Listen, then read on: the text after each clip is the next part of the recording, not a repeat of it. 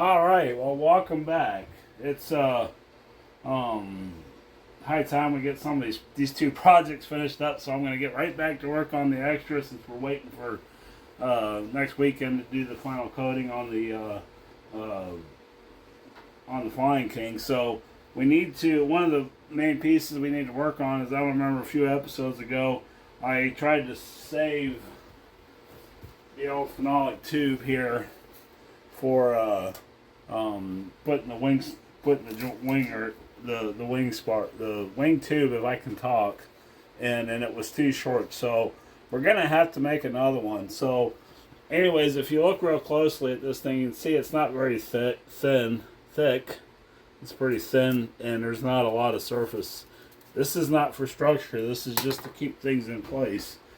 And since I've already widened out the holes for since I've already widened the holes out for a tube, these don't fit very good anymore. See, they're really loose. So we need to put a phenolic tube in it, and not just rely on the balsa wood to keep it in place. So what I'm going to do here is I'm going to fiberglass a phenolic tube. The first thing you want to do is make sure you have your tube. It doesn't have to be clean or anything like that, but just make sure you have, once you get done wrapping this with fiberglass, that you got enough here to work with. So what I did is I took the two short,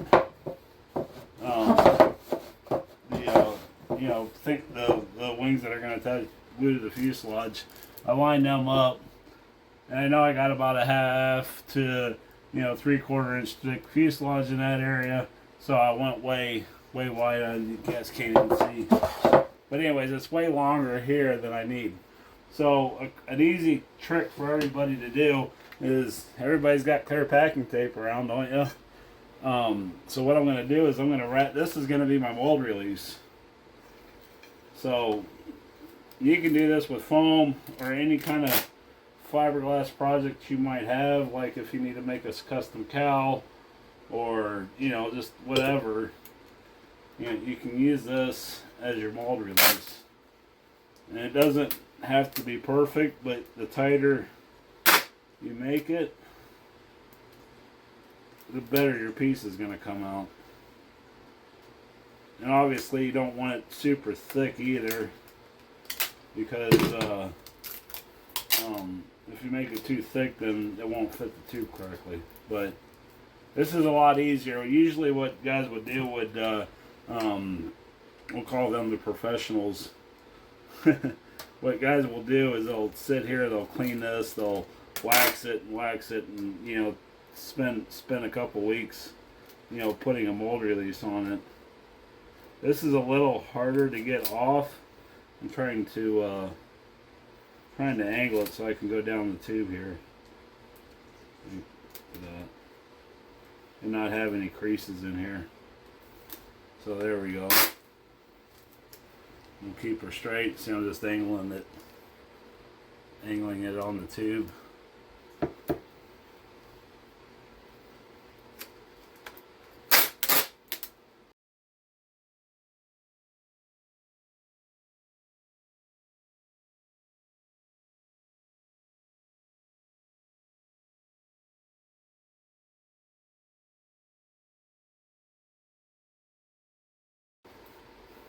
Just don't want it. The epoxy won't stick to this, is the point. I'm just going to smooth this out the best I can. So that's what we're ended up with. You can see I got a little bit of a wrinkle down here. We're not going to worry about it too much. So we're done with that part. Make sure you got some kind of wax paper or something down to take your workbench there. And then this is that 3/4 ounce cloth that I did the wing center sections on the Flying King with. We have a pair of scissors that I forgot to grab.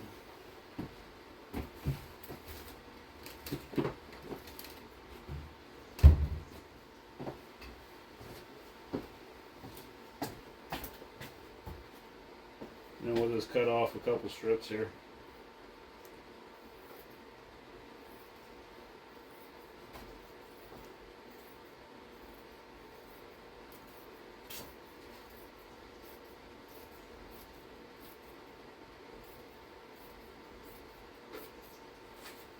Doesn't matter, just need to get it. I like to pre-cut my sheets here, my things here, so they're ready to go. We want to make sure we get enough thickness out of it to fill the voids. So we'll probably do a couple layers here.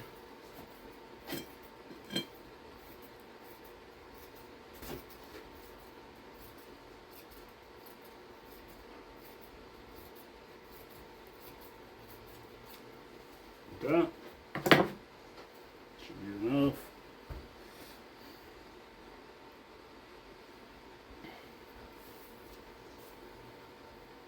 And then we got our Z epoxy finishing resin here. Been watching the other builds who've seen me use this. So this is just a 50-50 mix. And then we're going to use a chip brush, my favorite way to do stuff. Cheap.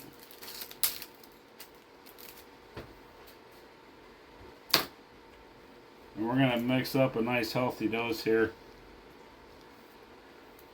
But also remember that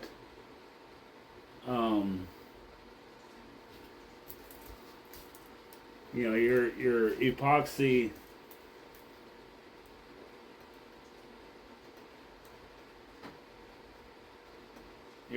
doesn't, you don't get your strength from the epoxy.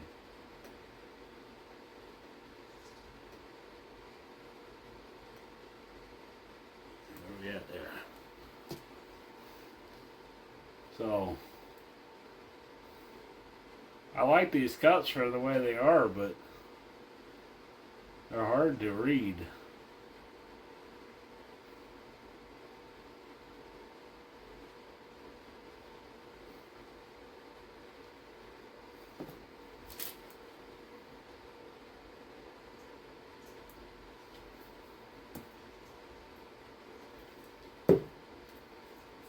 I think this is what I did on the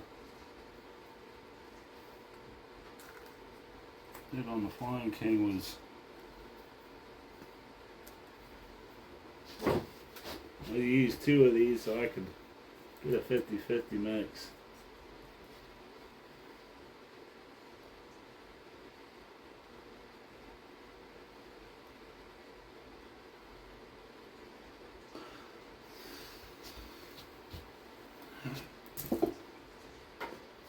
A little bit more.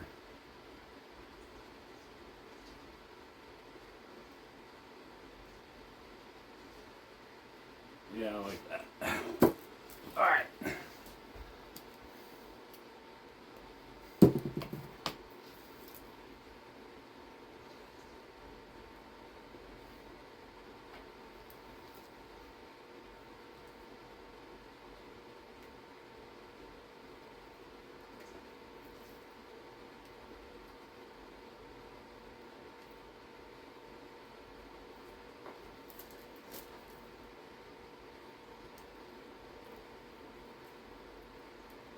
And then what I'm going to do is I'm just going to do an initial coat on the tube. Now remember, once you start doing this, you shouldn't let it,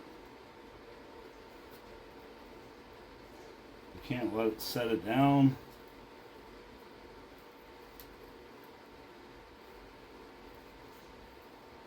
Like that.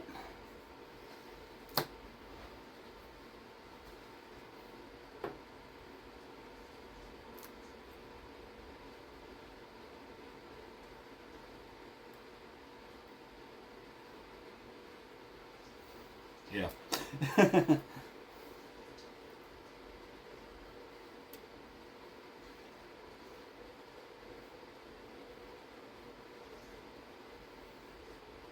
It's already starting to wet out.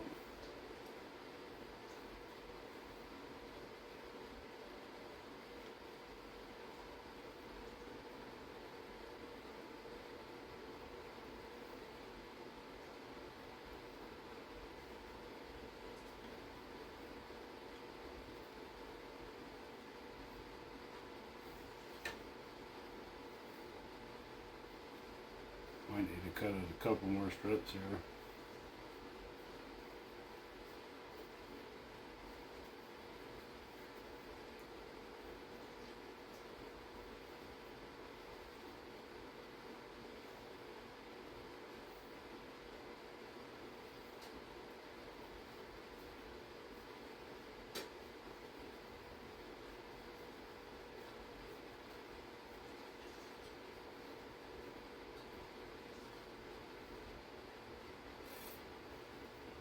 I'm putting a little tension here so I can really pull it into the resin we already got down. And it'll probably be difficult to show it on camera, but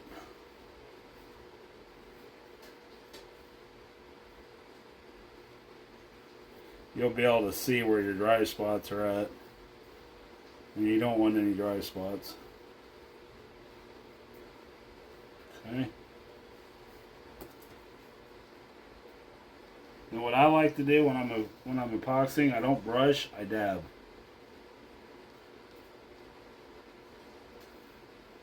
We're not super concerned about weight here because it's such a small piece to begin with that we're not going to add, overweight. So I'm not worried about like trying to get excess resin up, like I would be if I was doing a full-scale fuselage.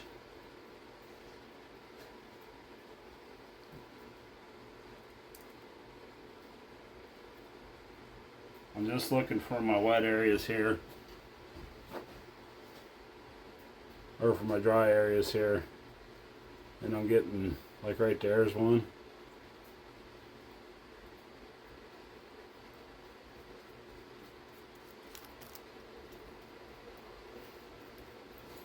Okay. Go ahead and start from the other end. Remember, a lot of this is going to get cut off when we get our length figured out. You could use some, unlike me, use some brushes or some, gloves to protect your hands.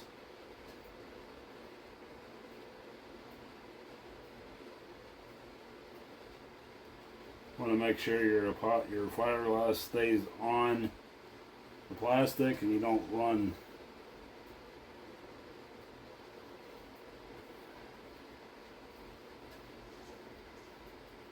off your plastic, because then you'll have a heck of a time getting it off.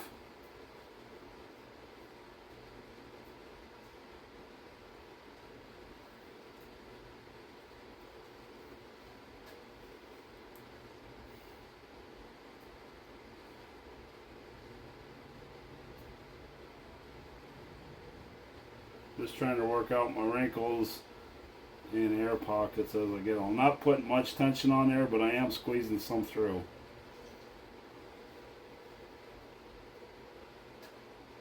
And we'll get into a later project because I want to make a cowl for the Texan.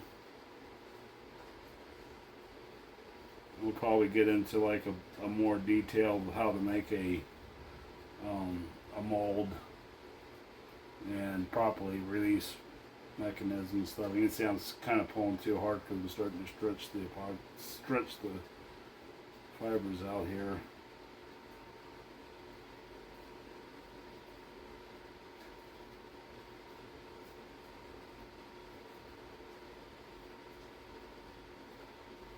And then don't worry too much about all these fibers. They can be sanded off later. Don't overthink this stuff. There's lots of tutorials out there for showing how to do stuff in working with composites. It's already see I mixed way too much epoxy up. I probably could have got away with like an ounce. Definitely finding some dry areas, especially where I doubled it up.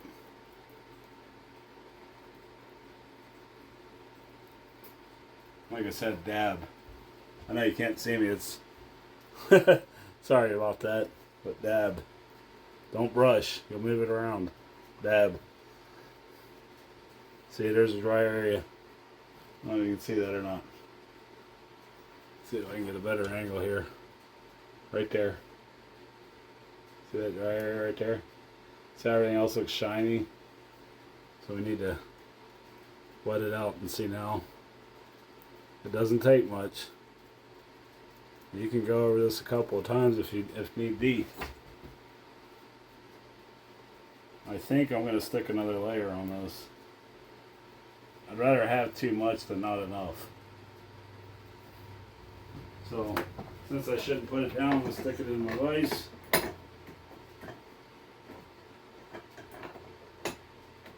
Don't want to crimp down hard on that tube. And I think I'm going to do some smaller sections here. So, where did my scissors go? Right here. So we'll go widthways with this. Now goes a little bit of a crosshatch too. It's sending your fibers in different directions does increase strength. From what I understand, anyways, at least a little bit. I'm not a structural analyst when it comes to this kind of stuff. So there's one.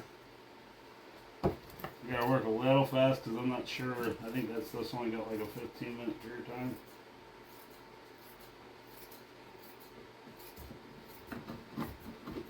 They ain't gotta be straight. It's just gotta be, you know, work small pieces at a time. There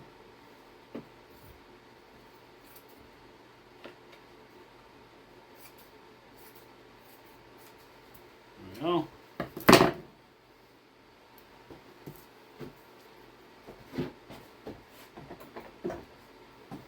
And then we got basically one layer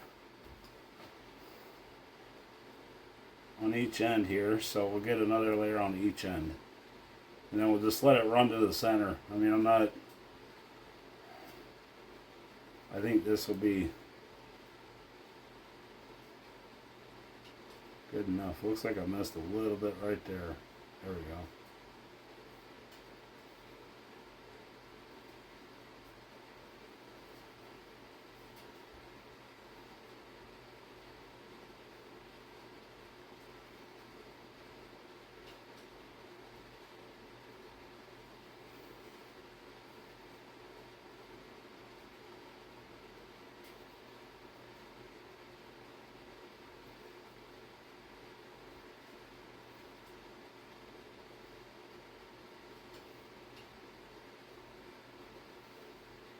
Wanted to cut that a little too thin, but we'll work with it.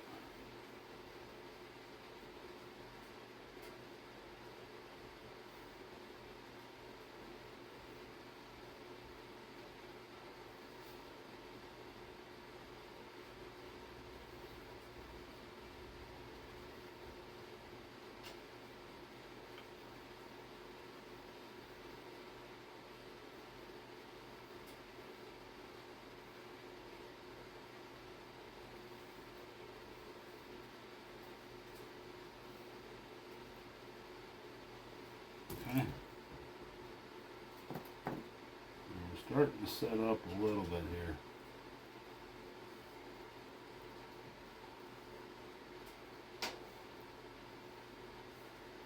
I just took a little bit of resin and I'm moving it around and once again finding my dry spots here. I'm just dabbing. You see like that? Right there. It's an air pocket. You want to work it out. If you end up with an air pocket after a couple layers, probably not that big of a deal. You can squeeze some more out of here because as you push it down, the resin will climb up the brush.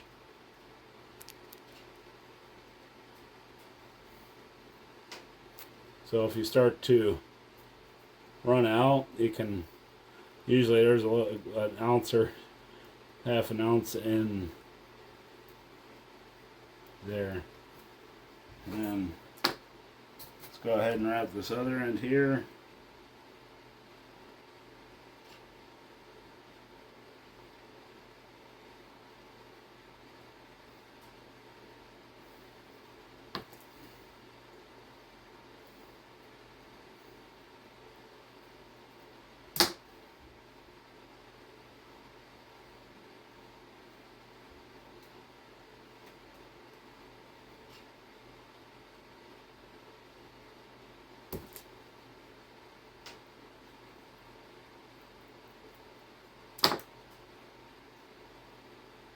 Trying to get my wrinkles as they appear.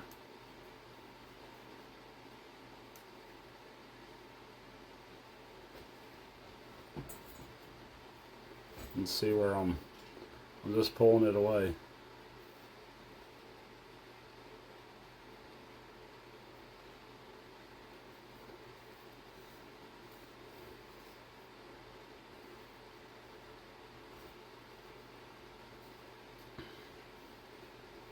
Like I said, better to be too thick than not thick enough. This is going to be the last layer we're going to put on there. Hopefully this is enough. If you do end up putting, making it too thin compared to the holes that you have, you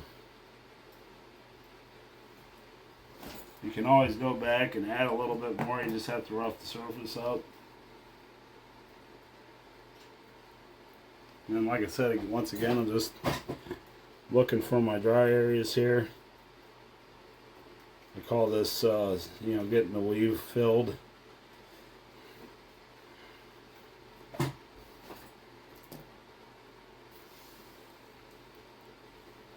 little bit more on this. It's a little dry. Now, if you wanted to get real fancy with this and that, you could, once you get it, get your weave down, get all your fiberglass down. Hey, that's a chunk of fiberglass. I thought that was a scrap piece of wood there.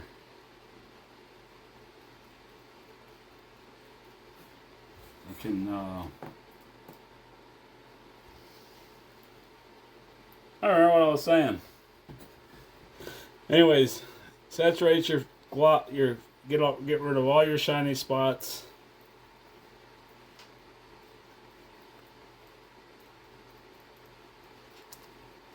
And then through the magic of editing, I'll let this dry for, I don't even remember what the directions say anymore.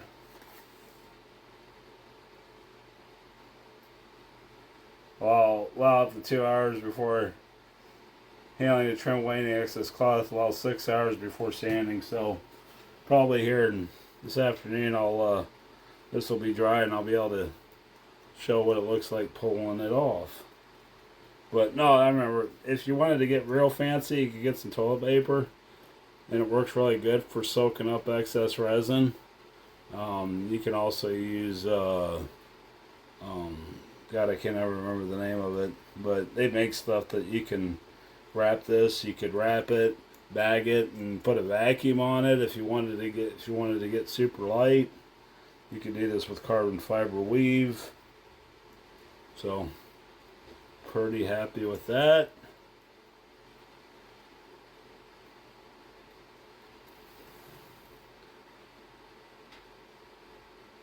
That looks pretty good. And once she's dry, we'll see what it looks like. But like I said, through the magic of editing, it'll be here in a second. Alright, so this is what we ended up with. Now, this didn't go as planned, exactly as planned. So anyways, what I ended up doing is I ended up having to slice it down the middle and peel it off. So I think what we're going to end up doing is letting this isn't dry yet, but it does fit okay in here, and it will fit. It's hard to do one-handed. But I think what we're going to end up doing is just letting this sit and cure for a night. And you can see I used an X-Acto knife to get it off. And I just peeled it off like this. You can see how it's still sticky. I mean, it's dry to the touch, but it's still really rubbery. So I think what we're going to do is we'll end up fitting this to the, once it's dry, we'll see what it looks like in a week. But I can always CA that seam back together because it's so tight. You know what I mean? But we'll fit it to this. I think we might have to add maybe another layer to it. Of course, the ends are really... We might have to add another layer or two to it because we still got a little bit of a gap there. Again, this is not structural. I could always make some washers to fit this a little tighter. It's a little rough on the edges, so it does need a little sanding, but I'm not going to sand it when it's this flexible yet. So we're going to let this sit for a week, and then we'll go from there with it. I think it'll work. I'm fairly confident that it'll work. I did end up cutting a couple of hatches out. I did add another 3-inch piece to the tail. I didn't think I needed that much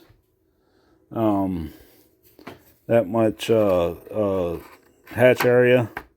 These will have to be taken on and off pretty repetitively, so we'll have to what I'm going to do is I'm going to put another spruce spar back here just to pick up some screws to screw it in.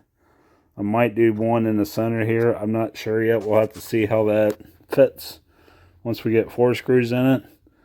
Because I'll have to get in here to tighten the nut up when I put the wings on every time I take it to the field. So I thought about just adding a lip. It's a lot of hatches, just add a lip there, and then it'll pick it up, and then you can push it down. Obviously, there's a little bit of an airfoil here, so. But this is pretty flexible. I'm going to have to sand these edges down a little bit because when I sanded the leading edge, I took a little bit of balsa wood out. So that's 3/32 ply, and it's a little too thick now. So I got to sand that down to match. But went and did this side too. I went ahead and marked them. Right panel, front, right panel in there. This will be on the right side of the wing as these are upside down, obviously. Be like this. Fuselage will be over there. So yeah, that's where we're at on this. So I guess we'll let this sit for a week because it's Sunday and time to go edit videos and get some stuff uploaded here. And we'll bring it back next week when and we'll see what this is like, and hopefully I can get this done because once I get the phenolic tube made, cut and fitted, then I can go ahead and get these covered with the hatches already and get them installed on the fuselage, and then it's dang near there. Hopefully I get my order. I did reach out to CH Ignitions about the ignition module I bought for that motor because it was bad. It was giving me intermittent spark, but they did come out, and when I talked to him about checking that one out to see if that was actually the problem or not, he just says, heck, I'll just send you a brand new one. So I'm waiting for that to come in the mail. And so yeah, a little update on the extras. Sorry I did not get more done this weekend. Tried to get around to that, but I spent a lot of time on the Flying King over there. So anyhow, we hope you guys have a happy Easter, and we'll see you on the next one. Thanks for watching.